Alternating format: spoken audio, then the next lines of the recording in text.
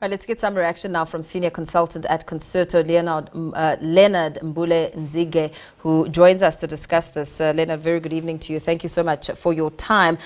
One has to ask, in the midst of the domestic fragilities, regional tensions, global power shifts, can South Africa indeed take the opportunity to seize this moment, to shape its agenda, or how much of an impact could all these geopolitical tensions have on the summit? Good evening, Paul, and thank you for having me on air. As you noted, there is a lot going on in the world right now. We have a scenario where the United States is increasingly taking unilateral action. They are trying to go against the multilateral world order, which has existed since the end of World War II. The rules-based order is being challenged, and as we've seen in South Africa, we've been affected by the executive order by Donald Trump to stop aid based a lot on South Africa's foreign policy positions, as well as misinformation regarding domestic policies. But that being said, South Africa is in a very privileged position, being able to host the G20, because South Africa acts as a bridge between not only the global South and the global North, but then also between the G7 and the BRICS collective of nations. Therefore, South Africa really has an opportunity to, channel its voice, not only with respect to its domestic policies, but then also the African agenda, as well as to promote the multilateral agenda that is going against what the current tide of U.S. foreign policy is trying to promote. I mean, just looking at, the possibilities here, whether South Africa can truly represent the continent's interests at the G20. I mean, what are your thoughts around that?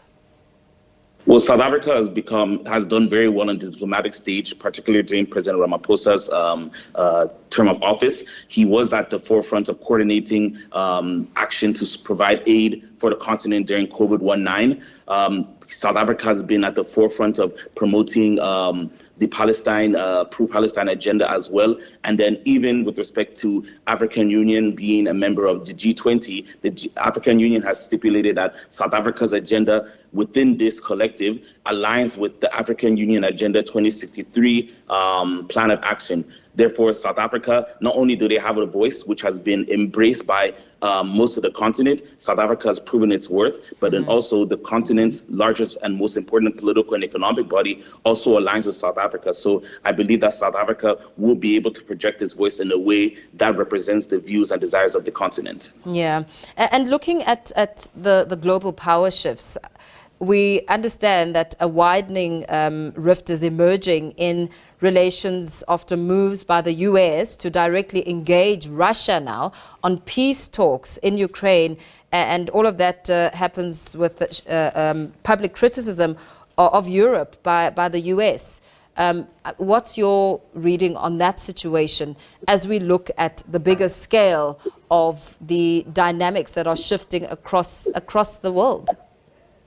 Yes, as I noted, the multilateral world order, which has been established since after World War II, is crumbling before our eyes. The transatlantic bridge, wherein the U.S. has provided unequivocal support to Europe, is crumbling before our eyes. Vice President J.D. Vance at the Munich Security Conference, called out European policy on immigration, freedom of speech, and basically told them that, you're on your own. And this is manifested by the decision or the announcement that they will be holding talks on Ukraine face-to-face, one-on-one in Riyadh, Saudi Arabia. So this just underscores that Europe and the world, we need to adjust to this scenario where the U.S. is taking it on their own. And this is in line with their Make America Great isolationist policy. But then the Ghanaian president, John Mahama, at the Munich conference, said something which was quite insightful, wherein he stated that as some bridges are being burned, it's important for us to build new ones. So I think that the G20 summit, as you said, as you noted, a lot of the countries are aligned with South Africa's position. There are major countries and major blocs like the European Union, which are still believe in multilateralism. And I think this can be a platform wherein, these countries and these very influential leaders can reiterate that and plot the way forward as the world is going through very trying and unnerving times. And what about South Africa now having to navigate these strained bilateral relations alongside the foreign policy challenges like its stance on the Russia-Ukraine matter and its legal action against Israel in relation to Gaza? I mean, that in itself, how much of a ripple effect does it have, and the importance of really navigating those strained relations?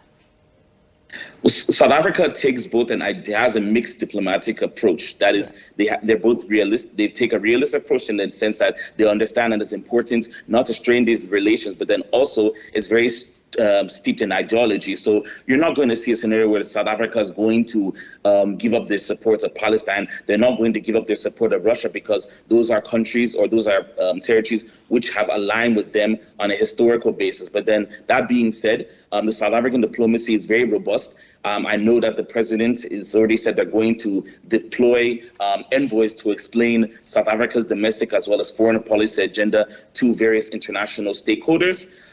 Furthermore, South Africa is also going to continue to engage with amongst the population to explain to them that, like the business community, that in as much as they have these various stances, they're going to look at the general interest of the country as well as these particular interest groups. And I believe that they're going to be honest conversations, but at the same time, there are going to be compromises. South African government is one which works on consensus. We've seen with the GNU, we've seen their engagement in other peace initiatives across the continent and the world. South Africa understands the importance of dialogue, and I think that's what's going to happen going forward. But that being said, I don't think that South Africa is going to allow themselves to be bullied because of, the desires of Donald Trump and other emerging powers in this regard.